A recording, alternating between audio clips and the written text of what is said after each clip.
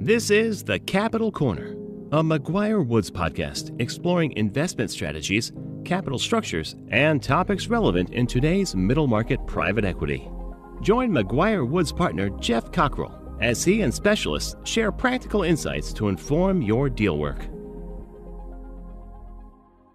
Thank you for joining another episode of our Corner series. I'm your host, Geoff Cockrell, partner at McGuire Woods and chair of our private equity industry group, where I spend almost all my time in healthcare investing. In our Corner series, we bring together deal makers and specialists at the intersection of private equity investing in healthcare and explore sectors, trends, and the components of what makes those deals work. Today, I'm thrilled to be joined by Terry Wang, a partner at Regal Healthcare Partners, where Terry does investing in behavioral health and in related fields. But Terry, maybe give a brief introduction of yourself and Regal Healthcare Partners before we get started. Sure. Thanks, Geoff. Appreciate the chance to join you today. Hey, everyone. I'm Terry. I'm a partner at Regal. We focus on healthcare services and are currently investing out of our third fund, which is $415 million of committed capital. As Geoff mentioned, I look after three of our four behavioral health assets. We have an autism company based out of Long Island that works with the school districts and works with children with autism and special needs. We have a mental health counseling company called ThriveWorks, which is outpatient, low acuity mental health counseling, has about 300 locations across 40 states. We have a mental health crisis center down in Arizona that takes care of patients with serious mental illness. And we have a residential treatment center, intensive outpatient play out in California. So those are our four mental health assets here at Regal. Perfect. Maybe to get started, Terry, it'd be great to get your perspective on how to think about segmenting the behavioral health sector.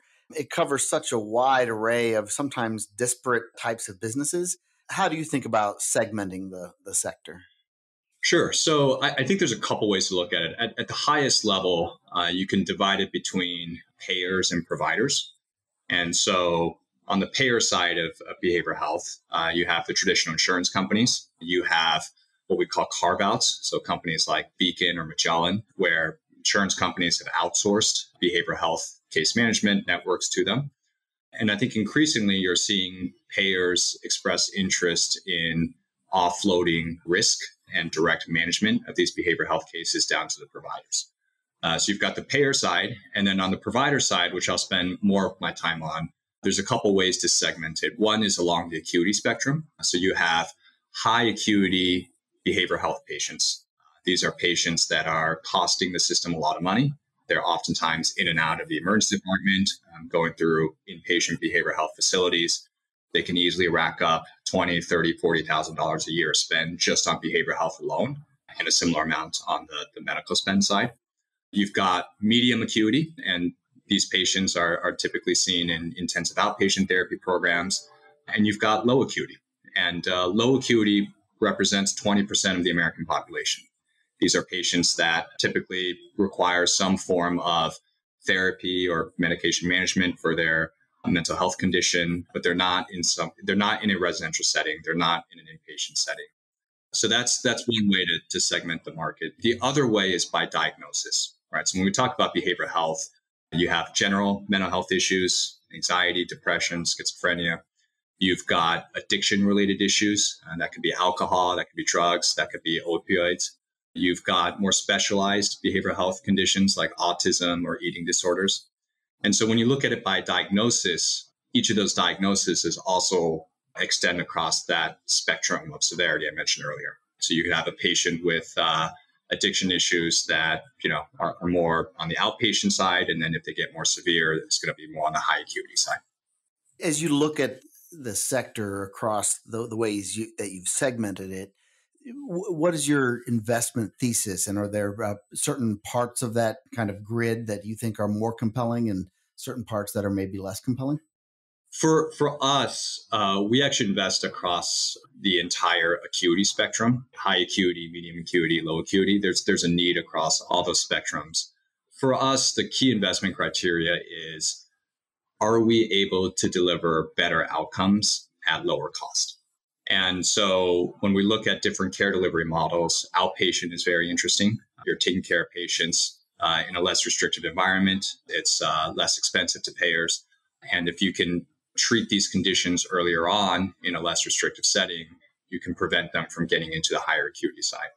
At the same time, though, on the higher acuity side, there are models where you can predict which patients are more likely to become high acuity. And so if you can focus on reducing the length of stay for these patients, making sure that they have access to social workers and other resources so that they're not constantly being readmitted into the emergency department or into a behavioral health hospital, that's a huge value add to the system. And growth strategies in these sectors, are they more acquisition oriented, de novo growth? There might be different answers to some of these different quadrants. Yeah, we've seen both, and we've actually employed both of those strategies with our companies. But by and large, behavioral health is a very fragmented industry. There's still a lot of mom and pops out there. And so from an acquisition perspective, there are opportunities to acquire smaller players, smaller providers, build a platform. I'd say it's harder now than it was a few years ago because there's been more interest and attention in the space from investors. And then on the organic growth side, behavioral health is an industry that's growing fast. The need is enormous and it's growing every day. Only 20-25% of patients that need behavioral health are actually getting it. So there's a lot of really compelling tailwinds behind behavioral health that make organic growth possible. And when I say organic growth, this involves opening up new sites. Most importantly, this involves hiring and retaining providers, contracting with insurance companies, finding ways to market to patients or to referring providers. So organic growth does take a little longer, but if you have the right model and you can grow organically, the return on investment is higher than going out and doing acquisitions. And the benefit of organic growth is you can maintain similar systems, culture. So there could be a lot of benefits to organic growth. While there are some tailwinds on this sector with unfortunate demand, but also kind of an evolving kind of parity obligations with commercial payers, there's certainly some headwinds as well. What would you describe as some of the headwinds? And your answer may be staffing, and staffing, but what are some of the headwinds that you encounter?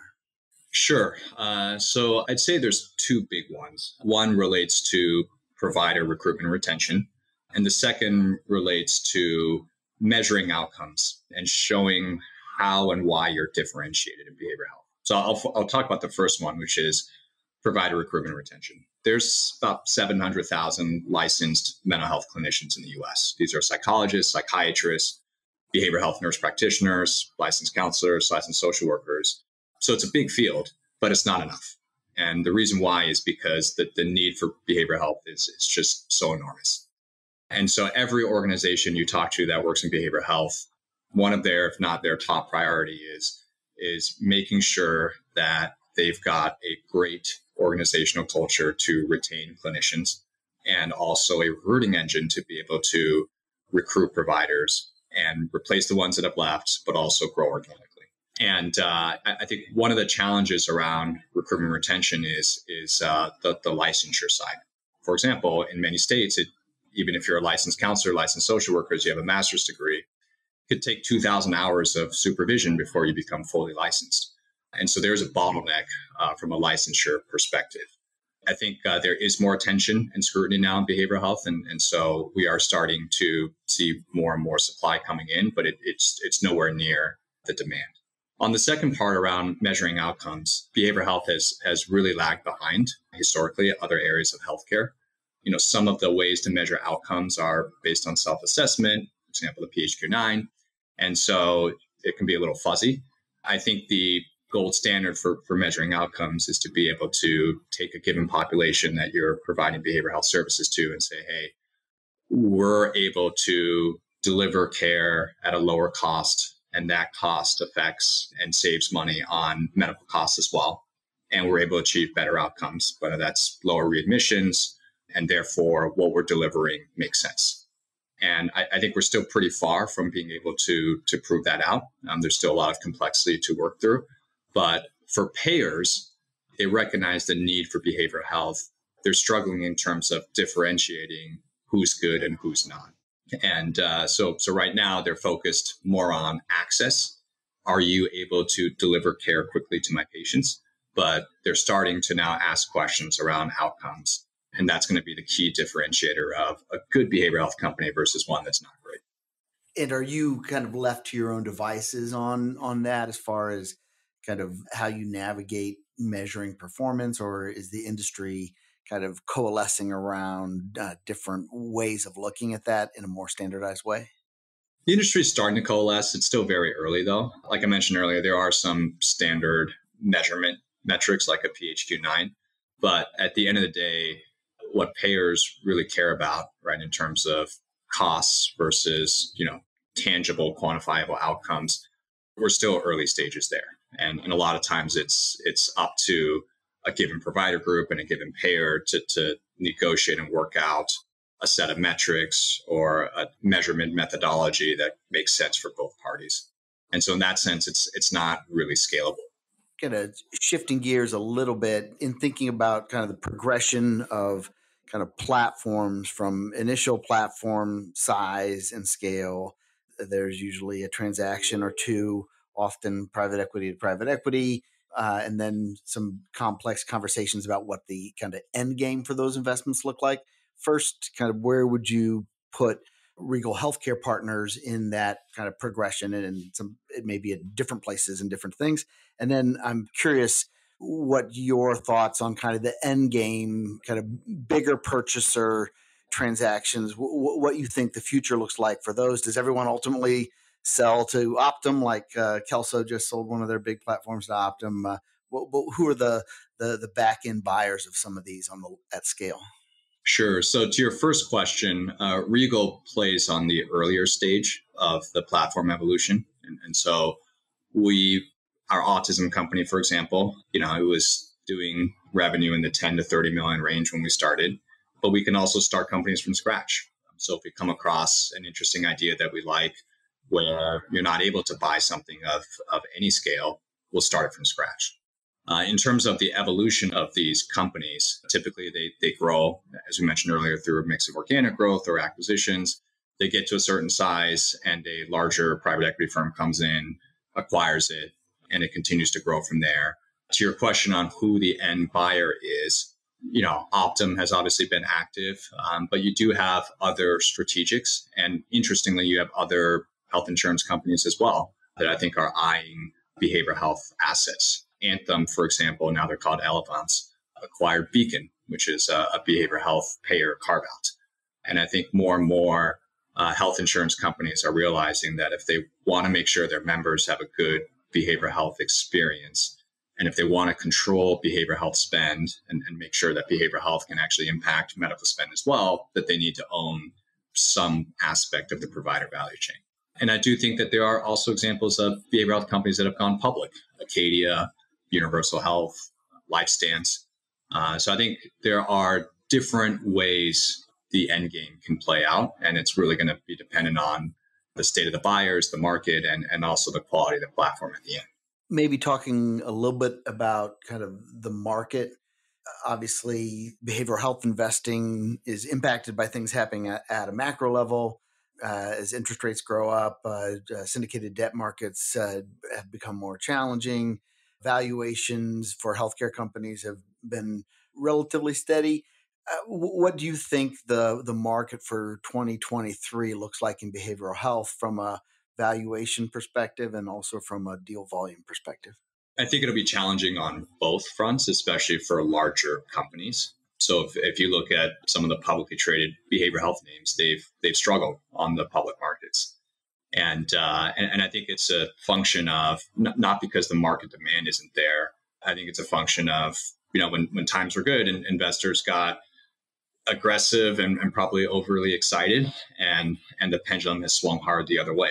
But I think the fundamentals for behavioral health are still there. It's a large industry. It's growing. It's fragmented. There's a lot of opportunity to deliver better care at lower cost.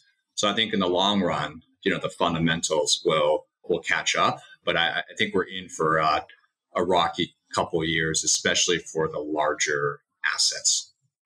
And on the smaller end, where you're investing and putting together platforms, How do you think valuations in that part of the market in 2023 and 2024 will compare to the multiples that we saw in 21, 22? Yeah, I think it'll be impacted, not as much. But at the same time, I think on the smaller end, you didn't see a huge run up in valuations the same way you did on some of the larger names. And especially for some of the smaller assets we're doing where we're not reliant on debt to acquire it, you're not going to see as big of an impact. Well, Terry, as we kind of wrap this up, any closing thoughts on the broader behavioral health sector? I think on my end, what I would say is the key takeaways to leave from this is a massive industry. There's tremendous need for it. I think if we're all honest with ourselves, we've got family and friends that have either benefited from behavioral health or would benefit from it. I would also say that it's an industry where a lot of stakeholders are really paying attention to it now. It used to be the ugly stepchild for healthcare, but now it's front and center for payers, for government, for other healthcare for providers, for patients. The stigma to get behavioral health has come down a lot. There is growing evidence that behavioral health directly impacts our physical health. So if you don't have access to behavioral health, your health outcomes in general are going to be more costly and worse. And lastly, as we mentioned earlier, I think as a result of all this, there's still going to be a lot of interest from investors, from buyers, whether they are strategics or private equity or growth equity in this space. And even if valuations are challenging for some of the larger assets, when you take a longer term view on this space, a 10, 20-year view, just have to recognize that we're still very early innings. We're probably inning number 2 of a 9-inning game here with behavioral health. Agreed. And I think you all sit at the perfect spot in the life cycle of these investments. There's in every market, even challenging ones for the larger acquisitions, there's a continuous demand for putting together the smaller platforms and growing them to a certain size. So I think where you sit will be less impacted by some of those kind of macro headwinds. So you're definitely in the right spot. Absolutely. And maybe the last thing I'd say is, the most important element here is who is delivering care, right? Really making sure that you're delivering care in a compliant way, in a quality way. And even if it may cost more in the short term, it's going to pay off in the long term. There are countless examples of behavioral health companies that have gotten in trouble because they've cut corners. And so, look, at the end of the day, you've got an enormous opportunity here, but if you don't provide good care, you don't have the right providers, then it's a house of cards that'll come down. With that, I think we'll wrap up this segment. Terry, thanks for joining. You had a lot of insights. It's obviously a big sector, and it's going to be an active one for a long time to come. Thanks again. Thanks, Geoff. Appreciate being on. Thank you for joining us on this installment of The Capital Corner. To learn more about today's discussion, please email host Geoff Cockrell at gcockrell@mcguirewoods.com. We look forward to hearing from you. This series was recorded and is being made available by McGuire Woods for informational purposes only. By accessing this series, you acknowledge that McGuire Woods makes no warranty, guarantee, or representation as to the accuracy or sufficiency of the information featured in this installment. The views, information, or opinions expressed are solely those of the individuals involved and do not necessarily reflect those of McGuire Woods. This series should not be used as a substitute for competent legal advice from a licensed professional attorney in your state and should not be construed as an offer to make or consider any investment or course of action.